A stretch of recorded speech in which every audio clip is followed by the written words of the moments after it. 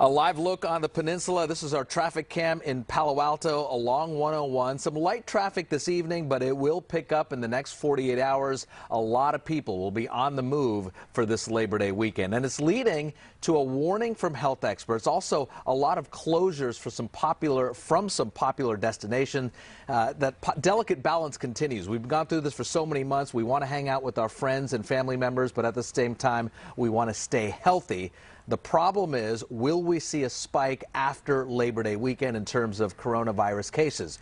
We've been through this before. It happened earlier this year, a spike after Memorial Day and 4th of July weekends. This is the scene today in Pacifica. The beach is open for now, but it won't be come this weekend. Pacifica, Santa Cruz, and Monterey all closing their beaches and parking lots beginning sunrise on Saturday. We should note Half Moon Bay beaches will remain open this weekend. The concern, it's pretty simple. It's this: flocks of people like what we saw at Santana Row and other popular spots earlier this summer. We spoke with our NBC medical contributor.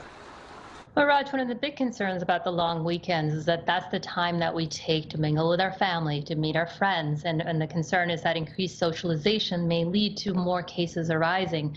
Now, we have some good things going in our favor this time around. You know, we've seen that surveys that show that Americans are wearing masks a lot more. There's a lot more states with mask mandates, and the cases are starting to come down, but then we're also, staring down the barrel of the fall, where you see traditional influenza season and coronavirus season sort of mingle together. What's the timeline here of when we could feel the impact of more infections? Is it a couple of weeks from now? Is it a month from now? It depends on, of course, who your first level people are that got sick. If they're very young people who are asymptomatic, maybe they won't get tested, but they will keep passing that on to other people who may eventually get sick. So about 3 weeks to a month, you might start seeing an increase in cases. It could be earlier depending on, again, who the first people who got infected. Generally, then what we see is a few weeks later, you'll see an increase in hospitalizations. And then, of course, a lagging indicator is deaths.